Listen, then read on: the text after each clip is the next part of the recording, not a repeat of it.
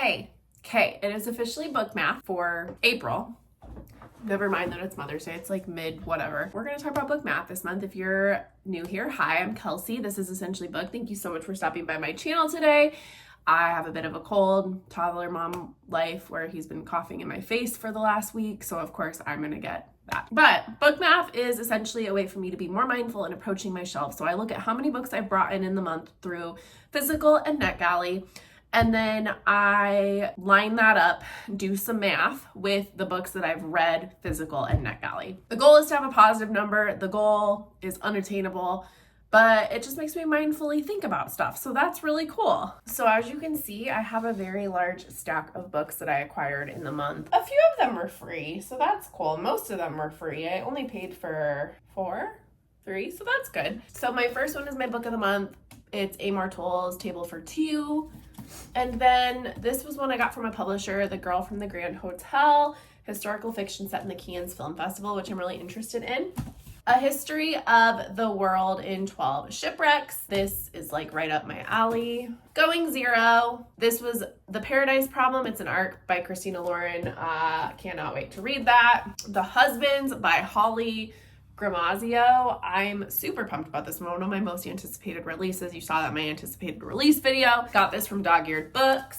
And then my other book of the month pick was Dragon Fruit. And then two books that were free. I got All Roads Lead Here by Mariana Zapata. She's like the queen of slow burn romance. I have this on NetGalley too, so I'm actually really excited that Avon graciously sent this to me. And then also a free book I did not pay for is Brandon Sanderson's Mistborn. So no intention on getting to this one anytime soon, but sometime maybe in 2024. That'd be cool. So I brought in 9 books, and then we will look at NetGalley's here in a sec. Okay, so looking at NetGalley, I acquired 6. In May, I had Ne'er-Do Well, The Fiancé Dilemma, The Trouble with Inventing a Viscount, The Naturalist's Daughter, Reunion, and Queen Bee by Juno Dawson. So 6, sorry. So I have 6 NetGalleys, and then I have 9 physical books for a total of 15. And I can assure you I did not read 15 books in April. I keep forgetting what month I'm even talking about. So let's go over here and let's look at what I've read in April. I had an okay reading month in April. Kind of just didn't really feel like anything sounded good. So I read 16 books. So actually, yes, I did read more than what I acquired, but some of them were library books and Kindle Unlimited. So we will discuss that here in a second. Okay, so we will first talk about the physical books that I read in April. I read Emma and the Night by Wendy Walker. So it was a Rillium, and this was one of the books for my class prompt. I actually kind of failed at reading in April. As many of you know, I had a loss in the family, and so I kind of didn't read a lot. And that's okay. Life happens. Reading is not a competition. So Emma and the Night was one of my book of the month books. It's one of my older ones. So I did got a few book of the months. I got 3 book of the months off my shelf last month, which is great for me. And this is a thriller. I gave it, I don't know. Okay. It's like a psychological thriller sort of, but it wasn't very thriller-y. So I gave it 4 stars. I actually really liked it. It's about narcissism. And I have someone in my life who I would classify as a narcissist. And this book was eye-opening for me. So I gave it a very high rating. This person isn't someone I'm close with, if you can't tell. Her behaviors and how she's acted in like situations makes a lot of sense now. And this is about 2 sisters who go missing, and then 3 years later, one of the sisters shows back up. And it talks like through the psychologist's point of view, the investigator, and then the main daughter, sister. And it's really clever. I really, really liked it. And for me to give a book like this high of a rating says something, because I'm not very great with thrillers. I don't tend to give them very high reviews, and I really liked this one. And then another one that I read was Marrying the Ketchups by Jennifer Close. I also gave this 4 stars. I really enjoyed this. This is about a family group who all works within a restaurant, and this is kind of fun. Like, it talks about there are 3 things the Sullivan family knows to be true. The Chicago Cubs will always be the underdogs. Historical progress is inevitable, and their grandfather will always make the best burgers in Oak Park. But when over the course of 3 strange months, the Cubs win the World Series, Trump is elected president, and Bud drops dead, Suddenly everyone in the family finds themselves doubting all they hold dear. I really like messy families, and I really loved all of the characters in this book and how they're dealing with like complicated things and what it does for them. I really like this. Her writing is great, so I definitely recommend this book. Then the other book of the month book that I read was Black Cake by Charmaine Wilkerson. And this book, 4 stars as well. It has an adoption storyline that I liked. It worked for this book, but this is about a Jamaican family, or Jamaican or like Caribbean, and their mother dies and leaves the 2 children this recording of her life, and then they're learning about their mother's past, things that she's never shared with anybody, and kind of how her mother got to where she got and how that's impacted the family to the present day. It has really beautiful like food writing and how food brings people together. It's a very like Caribbean feel, like lots of water, and there's some like subtle environmentalism in this, which I really liked. But if you like family stories that are well crafted, the chapters are really short, which is really awesome. So you read this book faster than you think. This goes from present time to past. It was just really beautiful and well done. So I want to get Hulu to watch this. And then another physical one off my shelf is Hula by Jasmine Ilani Hakas. Probably butchered that. So I gave this 5 stars.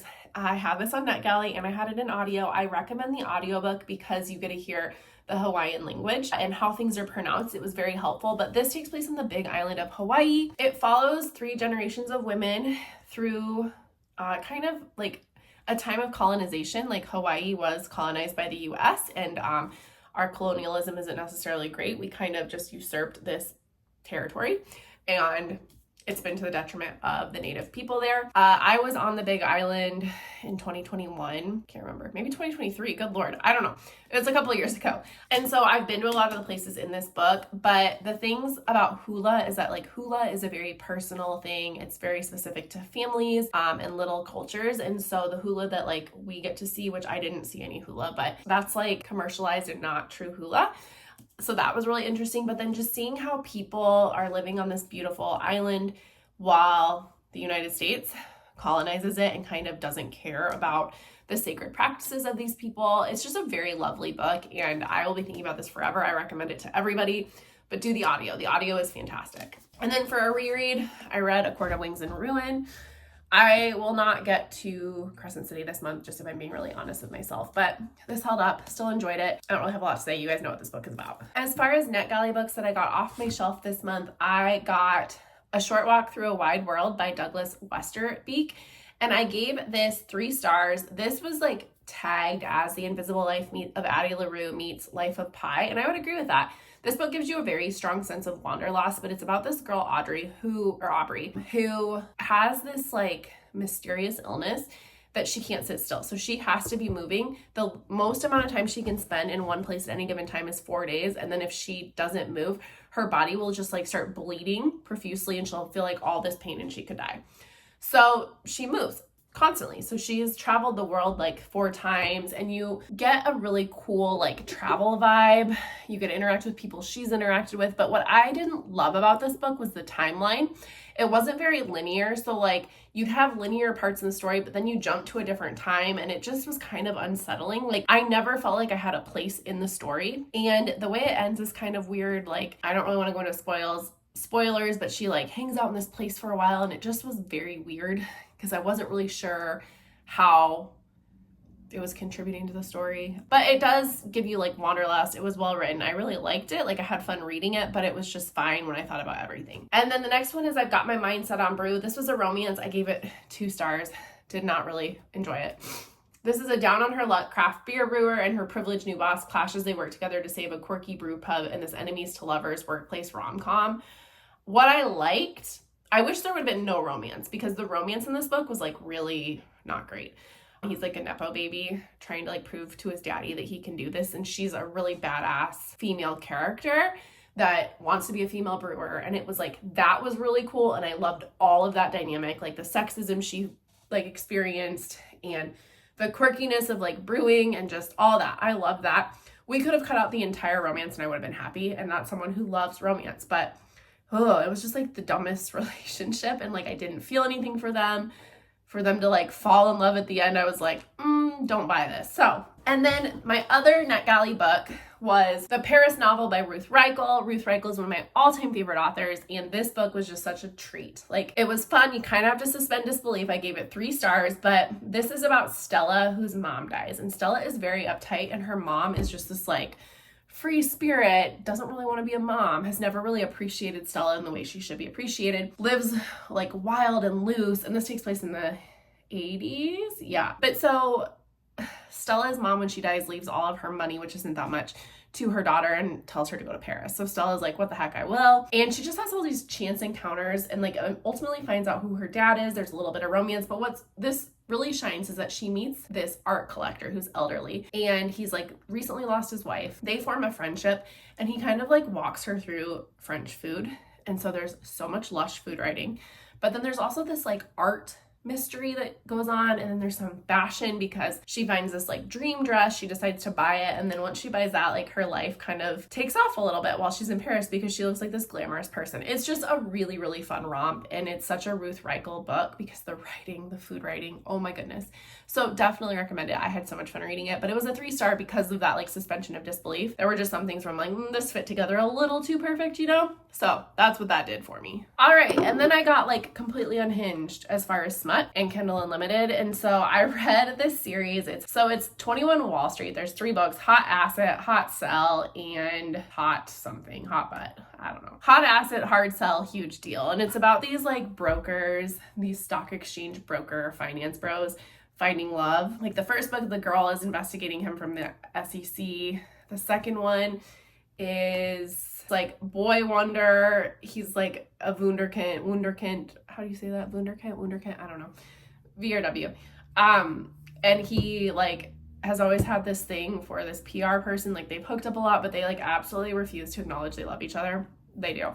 That's the second one. And then the third one is like the uptight, highest performer finance bro is like too good for everybody, too good for his assistant, treats her like dirt, but she's been in love with him forever. And then so she's finally like, I need to get over this, starts dating, and he goes red and is like, hey, I love you, blah, blah, blah.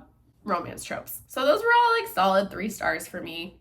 When you're going through grief, you know, you just read what you feel. And that's what I did this month. And apparently it was like romance, Kindle Unlimited. And then I read, this is like a rock star romance. There's 4 of them. They're only like, they're novellas. They were like 100 pages each, but it's the Wicked series by Piper Lawson. And it follows Jax Jameson, who's this rock star, and this girl who's unnamed, I guess, in the summary. So I've really retained this a lot, obviously. This girl gets a job as an intern on this rock stars tour, and they fall in love. And it's 4 books of like miscommunication and love. And if they would have just talked to each other, it would have only needed to be 1 book. But, you know, here we are. It's 4 novellas. So really it is 1 book. But I really liked it. Look up spoiler or trigger warnings because there's just some stuff that is important if it matters to you. Not the highest quality book I've ever read, but it was really fun when I just wasn't feeling it. And then the book that was probably the most disappointing for me, and I hate to say this, but it's Wild Love by Elsie Silver, which is her new release. I loved her Chestnut Springs series. I just didn't love these characters. Like, I think this series has potential, so I'm not upset about it, but it was fun. I gave it 3 stars. I don't love that her name was Rosie. It's like a brother's best friend romance, and it was extremely like spicy, which is fine. I don't mind that, but it was a little crazy. Like, I'm like, wow, she's really upped her spice, which was fun. But the characters, like how they fell in love, I don't know. I didn't love it as much as, say, like Beau's book in the Chestnut Springs, where it's like brother's best friend. It's not brother's best friend, but there's like a girl comes back to town, has crappy brothers type situation. I don't know. It didn't do it for me that much. Like, it was fun, but I just am not going to remember much about it. So I will say it was probably my most disappointing read. All right, so that was really loud. Let's talk about book math. So I read 5 physical books and I brought in 9, so that's -4. I got 4 books off my NetGalley shelf and I brought in 7, I brought in 6, so that's 2, so -6 is my score for this month, which is pretty good. I'm thinking May will be a better reading month because it's already 10 days in and I finished some good books, and it won't be a lot of books because I'm reading huge books in May, but confident that book math will be just as consistent as it's always been. And so yeah, I appreciate it. If you guys have been here for a while, thanks for sticking around. I have hit 1,000 subscribers, which is so exciting. So thank you so, so much. I will be doing a little Q&A video. It'll be a short little chatty chat here in a little bit, and we'll get that up just with questions people have asked. But yeah, thank you so much for being here. And until the next video, everybody, bye.